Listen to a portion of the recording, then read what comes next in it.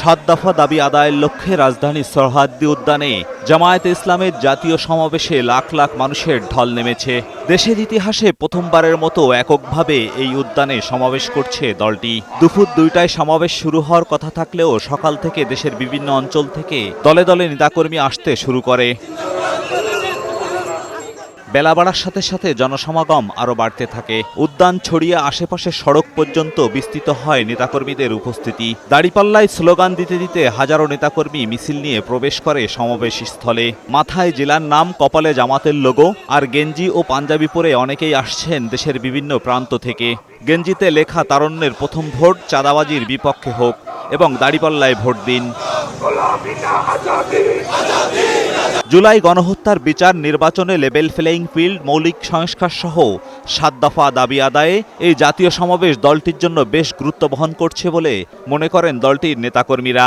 সারা দেশের মানুষ তৈরি এই বিপ্লবে আমাদের সমস্ত জনশক্তি তাদের মেধা, মনন এবং যোগ্যতা দিয়ে অবশ্যই ভূমিকা রাখবে ইনশাআল্লাহ। এবছর এই দাড়িপাল্লা এবং জামাত ইসলামী দল আল্লাহ পাক হয়তো ক্ষমতায় নিতে পারে। সমাবেশে নানা শ্রেণী পেশার মানুষ অংশ নিচ্ছে, তবে তরুণদের উপস্থিতি বেশি।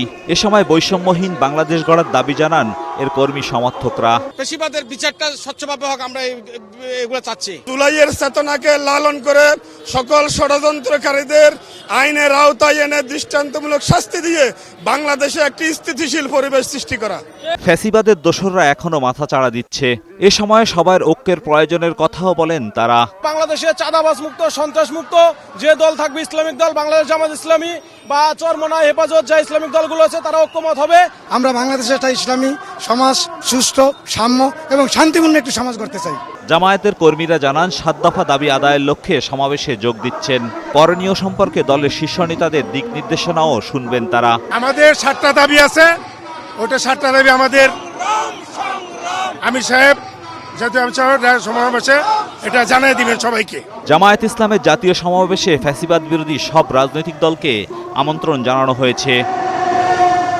এজাজুল হক মুকুল, বৈশাখী সংবাদ, ঢাকা।